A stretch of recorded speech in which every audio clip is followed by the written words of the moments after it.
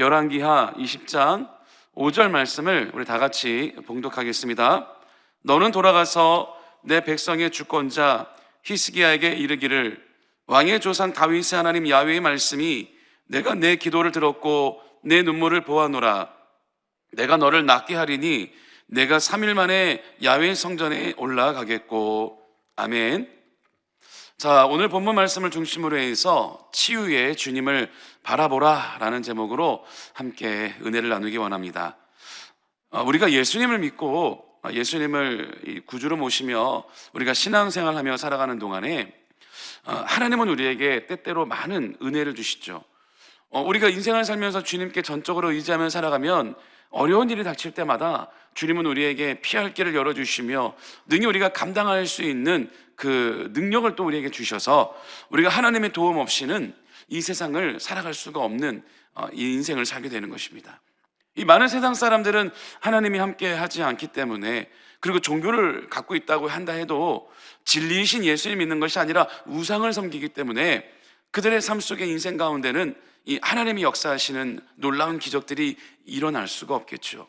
그래서 우리 삶에 어떤 문제가 왔을 때, 연단과 어떤 고난이 왔을 때 그걸 이겨낼 수 있는 방법을 몰라 그만 빠지게 되고 마는 것입니다. 그러다 보니까 많은 사람들이 어려움이 닥친 그 순간을 이겨내지 못해 자기 삶을 포기한다든지 자기의 인생을 그냥 막 산다든지 하는 그런 안 좋은 열매들이 맺혀지기도 합니다. 하지만 우리 그리스도인들의 삶은 어떤가요?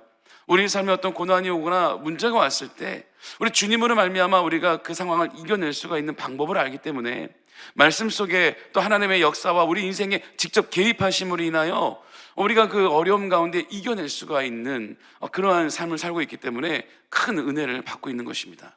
그러니까 우리가 믿는, 굳이 이걸 뭐 종교로 구분하자면 우리 기독교, 그 중에서도 이 개신교라고 얘기하죠. 프로테스탄트. 근데 우리가 믿는 이 예수 그리스도는 살아있는 절대 하나님을, 절대 신을 믿고 있는 것이기 때문에 하나님은 살아계시기 때문에 당연히 우리 삶 가운데 그분의 살아계심을 우리에게 나타내실 수 있는 겁니다. 하나님은 살아계신다고 하는데 우리가 하나님을 믿고 인생을 살아가는데 하나님의 살아계심을 우리가 체험하지 못한다면, 우리 인생 가운데 어떤 방법으로든 어떤 모습으로든 하나님의 살아계심을 우리에게 나타내지 않는다면 그게 오히려 더 비정상인 것입니다. 우리가 인생을 살아가며 예수님 믿고 예수님께 나의 모든 인생을 의지하며 살아간다면 어떤 모습이든 어떤 상황에서든 항상 하나님 살아계시다라는 것을 우리에게 보여주시고 나타내 주시죠. 그러니까 세상 사람들은 그냥 일반 종교와 별다름 없이 우리를 바라보니까 정말 예수님 열심히 믿고 그 예수님 위하여 우리 인생을 다 바쳐서 주의 일을 하는 사람들 보면 이해가 안 된다는 얘기를 하는 겁니다.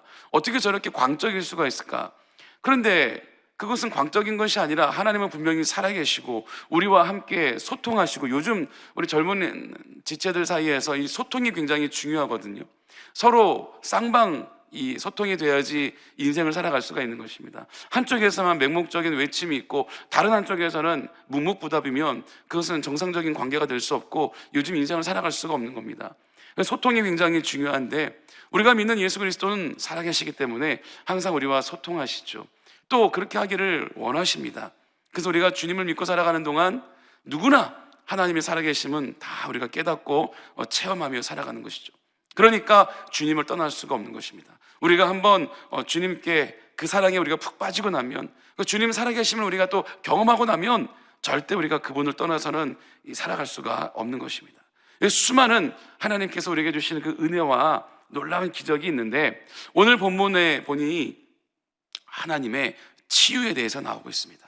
많은 은혜가 있지만 오늘은 특히 하나님께서 우리의 질병을 치료하시는 부분에 대해서 나오고 있기 때문에 오늘은 하나님의 치유에 대해서 우리가 한번 나눠보기 원합니다. 오늘 우리가 잠깐 읽은 본문은 한 절이었지만 이 히스기야 왕의 이야기입니다. 여러분 다 아시죠? 히스기야 왕은 이 남유다에서 13대 왕이었어요. 13번째 왕이었는데 정말 어질고 하나님을 잘 믿었던 현군 중에 한 명으로 뽑히고 있는 왕입니다. 그래서 히스기야의 그 아버지였던 선왕이 하나님 앞에 악했습니다. 그래서 하나님의 성전을 폐하고 우상을 섬기고 여러 가지 안 좋은 일을 했었는데 히스기야가 왕이 되면서 그 선왕이 폐쇄했던 성전을 다시 재건하고 정화하고 그리고 하나님에 대한 예배를 다시 회복했던 왕입니다. 그리고 히스기야 왕의 시대에 같이 활동했던 선지자들이 있는데 굉장히 또 훌륭한 선지자들, 우리가 잘 아는 그 선지자들이 활동을 같이 했습니다. 바로 이사야 선지자와 미가 선지자가 히스기야 왕 시대에 같이 있었던 사람들이에요. 그런데 이렇게 하나님을 잘 믿고 선했던 왕에게 병이 생긴 거예요. 여러 가지 많은 전쟁들도 있긴 했었지만 이 등창으로 이 추정되는 병이 생겨서 히스기야 왕이 죽을 위기에 처했던 것입니다. 그 사실을 알고는 히스기야 왕이 하나님 앞에 간절히 울면서 기도했죠. 뭐 기도 내용은 별게 아니라 하나님 살려달라는 거였죠. 그런데 하나님께서는 히스기야 왕의 기도와 그 눈물을 보시고 들으신 이후에 응답을 하십니다. 그래서 히스기야가 바로 오늘 내일 했던 사람이었는데 15년이나 더 생명의 연장이 되었습니다. 그 당시에 걸렸던 병이 완전히 치료되고 15년 동안이나 더 살았던 것입니다. 그 오늘 이 이야기를 통해서 성경에서는 구약과 신약을 통틀어 하나님께서 살려주시고 치료해 주시는 이야기들, 또 신약에서는 예수님께서 또 병든 자들을 치료해 주시고 죽은 자까지 살려주시는 기적들이 너무나 많이 나와 있어요. 그러니까 우리가 예수님을 믿으면서 신앙생활을 하면서 하나님이 역사하시는 그 치유에 대해서 우리는 믿고 또 바라야 되는 것이 정상인 것입니다. 우리가 어떻게 하나님 앞에 이런 것까지 기도할 수가 있나? 그리고 하나님이 어떻게 우리를 치료해달라고 맹목적으로 기도하는 것, 그거 좀 이상한 거 아닌가? 라고 하는 세상 사람들의 어떤 이 눈초리가 있지만 그것이 오히려 비정상인 거고, 우리는 하나님께서도 말씀하시기를 분명히 너는 내게 부르짖으라 내가 내게 응답하겠고 네가 알지 못하는 크고 비밀한 일을 보이리라 말씀하시는데, 그것이 비단 다른 어떤 여러 가지 하나님의 뜻 가운데 하는 기도, 하나님을 위해서 일하는 것뿐만이 아니라 우리의 피로, 또 우리의 연약함, 또 우리의 바라는 간구까지도 포함이 되어 있는 것이죠. 그 가운데는 우리의 연약함으로 인해 찾아온 질병의 치료에 대한 기도도 거기에 해당되는 것입니다. 우리가 우리의 삶의 문제를 해결해 달라고 기도하고, 또 우리의 고난을 하나님께서 역사에서 우리가 고난 가운데 벗어날 수 있게 해달라고 기도하고, 우리가 지금 처해 있는 그 연단을 이겨낼 수 있도록 하나님이 힘을 달라고 기도하는 것, 다 이런 것이 우리가 기도를 할 수 있는 것처럼, 하나님이 응답하시는 것처럼 우리에게 찾아온 이 마음의 병, 또 육신의 병을 치료해 달라고 기도하는 건 역시, 바라고 간구하는 건 역시 하나님께서 원하시는 일이라는 겁니다. 아버지께서 하시고자 하는 일이라는 것입니다. 하나님은 우리를 치료하고자 하시는 거죠. 오늘 그래서 이 본문의 히스기야 왕을 치료해 주셨던 것처럼, 수많은 성경의 인물들이 치료를 받았던 것처럼 하나님은 우리 삶을 통해 치유의 역사를 이뤄나가시는 겁니다. 아마 여러분들도 많은 간증들이 있을 것입니다. 그렇죠? 제가 무슨 병이 있었는데, 뭐 때문에 아팠는데, 마음에 어떤 병이 있었는데 하나님께서 치료해 주셨습니다 라고 하는 많은 간증이 있죠. 그 가운데 오늘 저에게도 직감적으로 목회를 하다 보면 그런 간증들을 많이 체험합니다. 많이 듣기도 하죠. 그 예전에 제가 신학교 이제 막 들어갔을 때입니다. 한참 막 뜨겁고요. 신학교 막 들어갔을 때는요, 뭐 어디라도 못 갈 곳이 없고요, 막 기적이 날마다 일어나는 그때입니다. 하루에 저도 그 당시 한 6시간씩 기도했던 것 같아요. 그런데 어느 날 연락이 왔어요. 근데 저희 형수님이 그 당시에 아마 40대 이제 한 후반쯤 됐을까 싶어요. 젊은 나이죠. 갑상선 암이 걸렸다는 거예요. 병원에 입원을 하셨다는 거예요. 그래서 병문안을 갔죠. 병문안을 갔다 오고 나서 보니까 좀 상태가 많이 안 좋아 보이시는 거예요. 그래서 간절히 기도하기 시작했어요. 하나님, 저 형수님 아직 나이가 젊으신데 또 이때까지 많이 고생하셨는데 하나님, 저 형수님 좀 살려주세요. 간절히 기도했어요. 뭐 하루에 막 6시간씩 기도할 때니까, 그때는 뭐 신학생이니까 뭐 바쁜 것도 별로 없어요. 그러니까 뭐 세상 일 할 수 있는 것도 아니고, 그러다 보니 하루 종일 기도하고 말씀 공부하는 것밖에 없었죠. 그런데 막 기도하고 있는데 며칠이나 기도했는지 잘 기억은 안 납니다. 뭐 한 달, 한 2달, 한 몇 달 기도했어요. 막 기도하고 있는데 갑자기 한낮이었어요. 시간은 한 오후 한 2시쯤 됐는데 갑자기 이 환상이 펼쳐지는 거예요. 그런데 멀찌감치 병원 침대가 이렇게 있어요. 가까이 있는 게 아니라 좀 멀찌감치 병원 침대가 이렇게 있는데 거기에 형수님 누워 있더라고요. 그런데 그 머리맡에 예수님 서 계시는 거예요. 머리 위에. 근데 제가 그래서 먼 발치였지만 그분이 예수님이라는 것은 알 수 있었습니다. 그래서 제가 예수님, 저희 그 앞에 있는 분이 제 형수인데 제 형수가 지금 갑상선암이래요. 좀 치료 좀 해주세요, 예수님. 기도를 했어요. 부르짖었어요. 그런데 예수님이 아무 말씀도 안 하시면서 갑자기 고개를 제 쪽으로 돌리시더니 저를 쳐다보시는 거예요. 그런데 저를 쳐다보시면서도 아무 말씀 안 하세요. 아무 말씀을 안 하시는데 제 마음속에서 그 음성이 울리더라고요. 뭐라고 말씀하시냐면, 벌써 20년 가까이 되는데 지금도 제가 또렷하게 그 생생하게 그 느낌이 기억이 납니다. 내가 이 딸을 치료하고 싶은데 이 딸이 나를 찾지 않는다. 그 말씀을 하시는 거예요. 묵묵하게 머리맡에 그냥 서서 보고만 계셨어요. 아무런 어떤 행동도 하지 않으시고 아무런 말씀도 하지 않으시고 보고만 있는 거예요. 그래서 제가 답답해서 더 부르짖었거든요. 그 앞에 있는 사람이 제 형수인데 치료해 주세요. 하도 제가 그렇게 하니까 저를 쳐다보시면서 그냥 저를 쳐다만 보고 계시는데, 제 마음속에, 제 속에서 나도 치료해 주고 싶은데 이 딸이 나를 찾지를 않는다. 그러면서 환상이 사라졌어요. 그 제가 깜짝 놀랐습니다. 그리고 나서 그 이후부터 제가 기도가 바뀌었어요. 이제는 하나님, 저희 형수님을 치료해 주세요라는 기도를 하지 않았어요. 기도가 어떻게 바뀌었을까요? 하나님, 저희 형수가 예수님 만나게 해주세요. 제 형수가 예수님 믿게 해주세요. 우선순위가 제가 잘못됐던 거죠. 우선순위가 뭐냐면, 이분이 치료되려면 예수님을 만나야 되잖아요. 예수님을 믿어야 되잖아요. 여러분, 천국 가는 것이 저의 믿음으로 불신한 제 지인이 천국 갈 수 있을까요? 천국 가는 것, 구원받는 것이 다른 사람의 믿음으로 대신 천국 가고 구원받을 수 있을까요? 자기 믿음으로 자기가 예수님 만나야 구원받는 거 아니겠습니까? 그때 깨달음이 딱 오는 거예요. 그때 형수님은 예수를 믿지 않았거든요. 맹목적으로 그냥 하나님의 은혜를 바라며 치료해달라고만 기도했던 것이죠. 그때부터 기도가 바뀐 거예요. 예수님, 하나님 아버지, 우리 형수가 예수님 만나게 해주세요. 사도 바울도 주님께서 은혜를 베풀어 주셔서 강권적으로라도 만나 주셨잖아요. 사도 바울이 원해서 예수님 만났나요? 예수님이 먼저 찾아가 주셨잖아요. 강권적으로라도 우리 형수를 긍휼을 베풀어 주시고 만나 주세요. 믿게 해주세요. 기도가 이제 그렇게 바뀌었어요. 그리고 또 몇 달이 지났습니다. 그동안에 들려오는 소식은 좀 안 좋다, 좀 되게 위험하다, 이런 얘기만 자꾸 들려와요. 제 마음에 낙심이 오지만 그래도 포기하지 않고 계속 기도했습니다. 그리고 나서 이제 명절이 되었어요. 제가 기억으로는 아마 설날이었을 겁니다.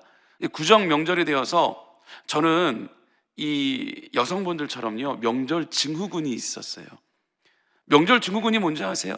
명절 때가 다가오면 한 보름 전부터 이제 몸이 아파오기 시작해요. 막 열이 나기 시작하고 괜히 막 몸살이 나기 시작해요. 명절 되면 여성분들 막 일해야 되잖아요.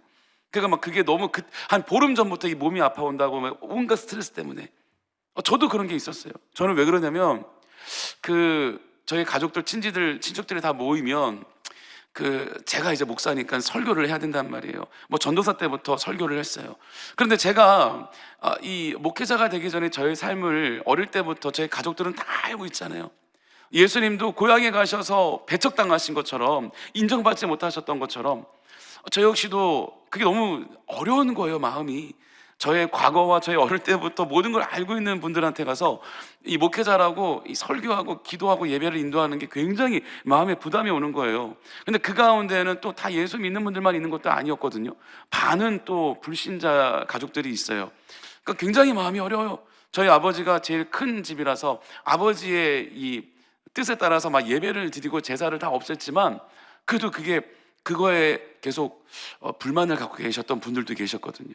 그러니까 설교 끝나고 나면 항상 저에게 어떤 얘기들이 들려오냐면, 야, 아니 뭐 설교하는 거 내가 대충 다른 교회 뭐 들어보면 축복받는다, 잘 산다, 잘 된다, 이런 설교 많이 하더만 너는 왜 맨날 여기만 오면은 뭐 십자가 얘기하고 예수 피 얘기하고 너 이러냐, 좀 축복된 얘기 좀 해, 부담돼. 저는 속으로 예수를 먼저 믿어야 그 축복이 있는 거죠. 예수를 믿어야 잘됨이 있는 거죠. 예수를 먼저 믿어야 되니까 그 설교를 할 수밖에 없는 거예요. 전 속으로만 그렇게 외치고 겉으로는 네, 그냥 그러고 지나가요. 그러다 보니 저에게도 명절 증후군이 생기는 거예요. 명절만 다가오면 그 스트레스가 와요. 이제 코로나 덕에 저희가 한 3년 동안 안 모여서 그나마 제가 좀 살았는데, 그런 것처럼 이 명절 때가 이제 됐어요. 그래서 예배를 인도하는데 끝나고 나서 이제 식사를 하는데 형수님이 얼굴이 되게 좋아 보여요, 갑자기. 그래서 제가 형수님한테 물었어요. 뭘 물었냐면, 형수님 요즘 병이 좀 어떻게 좀 괜찮으세요? 약이 좀 항암이 좀 좋아요? 수술하시고 이제 항암 하는데 힘들다고 이제 계속 소식이 들려왔거든요. 그런데 저는 그렇게 묻질 않았어요. 뭐 약이 좀 괜찮으세요? 치료가 잘 되고 계세요? 그렇게 묻지 않고 어떻게 물었냐면, 형수님 혹시 최근에 요즘에 혹시 교회 나가세요? 저 그렇게 대뜸 물어봤어요. 그랬더니 형수님이 대답하는 게 네, 도련님 어떻게 하셨어요? 제가 몇 달 전부터 이제 이 천호동 쪽에, 강동구 천호동 쪽에 사셨거든요. 몇 달 전부터 제가 명성교회에 나가요. 근데 그것뿐만이 아니라 저 성가대도 해요. 뭐 그런 얘기를 하는 거예요. 그런데 저는 이 영적으로 이제 그 모습이 보였는지 그 얼굴이 환해지고 얼굴빛이 너무 좋아진 거예요. 병문안 갔을 때만 해도 굉장히 안 좋았는데 그러면서 형수님 너무 잘 됐어요. 제가 본 환상 얘기는 그때는 아직 하지 않았어요. 너무 잘 됐어요. 이제 그러고 나서 계속 돌아가서 이제 기도를 했죠. 하나님 감사합니다. 기도 들어주셔서 감사합니다. 저 형수님 또 하나님께서 완전히 붙잡아 주셔서 더 예수 그리스도에게 속한 자가 되게 해주시옵소서. 그리고 제가 드렸던 기도 그 또 은혜로 병도 치료되게 하여 주옵소서. 계속 기도했어요. 그러고 나서 몇 달 더 지나니까 또 형수님이 오신 그 소식은 병이 완전히 완치가 됐다라는 거예요. 지금도 그래서 열심으로 또 신앙생활을 하고 잘 살아가고 있거든요. 그런 것처럼 우리가 먼저 예수 그리스도를 믿어야, 우리가 먼저 주님을 만나야 우리의 삶 가운데도 변화가 있고 역사가 일어나는 거예요. 예수님께서도 베데스다 연못가에 38년 동안이나 못 걸었던 병자에게 찾아가셔서 네가 낫고자 하느냐 물었어요. 그럴 때 그 병자가 뭐라고 얘기했어요? 네 주님, 제가 낫고 싶습니다 라고 얘기해야 되는데, 내 앞에서 나에게 말을 거는 그 자가 나의 병을 치료해 주실 수 있는 구원자라는 것을 깨닫지 못하고 엉뚱한 얘기를 하잖아요. 아이고, 제가 저 베데스다 연못에 들어가야 내가 낫는데 내가 걷지 못하다 보니 내가 늦습니다. 나를 좀 들어서 좀 우물이 동할 때 나를 넣어줬으면 좋겠는데 나에게 그렇게 해줄 수 있는 자가 없네요. 엉뚱한 이야기를 하고 있는 것입니다. 세상적인 이야기를 하고 있는 것이죠. 그런데 예수님께서는 그 자를 강권적으로 치료해 주시기 위해 가셨기 때문에 예수님은 그 자를 치료해 주시죠.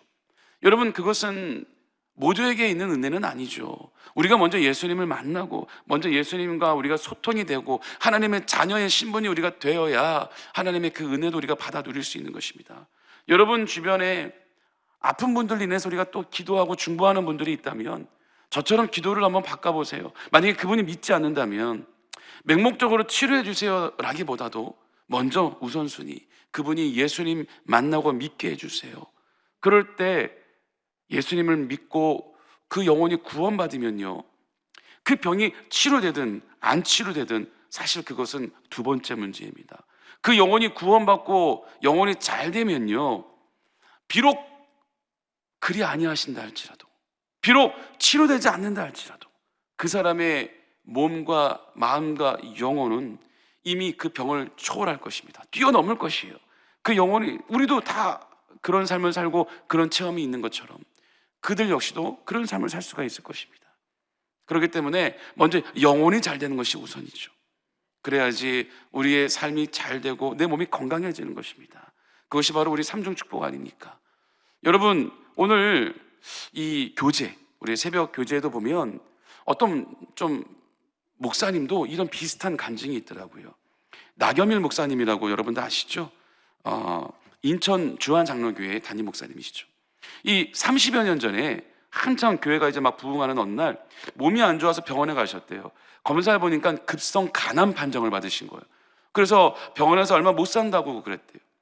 그런데 이 병원에 입원한 그 당일부터 갑자기 얼굴이 새카매지면서 이제 복수가 막 이 남산만하게 차오르기 시작했다라는 거예요.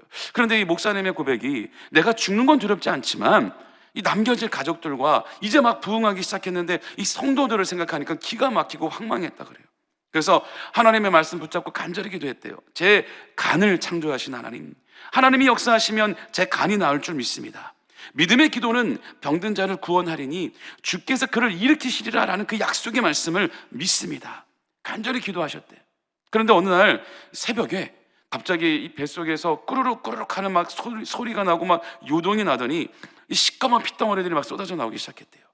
그리고 5째 날 되는 때 이 남산만 하던 배가 쑥 꺼지면서 식사도 이제 제대로 잘 할 수 있게 되고 하나님의 놀라운 치유 역사가 일어났다는 것입니다. 사랑하는 성도 여러분, 이게 비단 남의 얘기일까요? 저와 여러분에게도 해당될 수 있는 말이고 우리 가족들에게도 일어날 수 있는 기적입니다. 하나님은 우리 백성들을 치료하시는 일이 어렵지 않습니다. 하나님은 우리를 치료하시는 일이, 전적인 구원을 이뤄가시는 그 일이 결코 힘든 일이 아닙니다. 그렇기 때문에 또 하나님은 원치 않으신데 우리가 간절히 귀찮게 붙들어서 그 기도를 들어주시는 분이 아닙니다.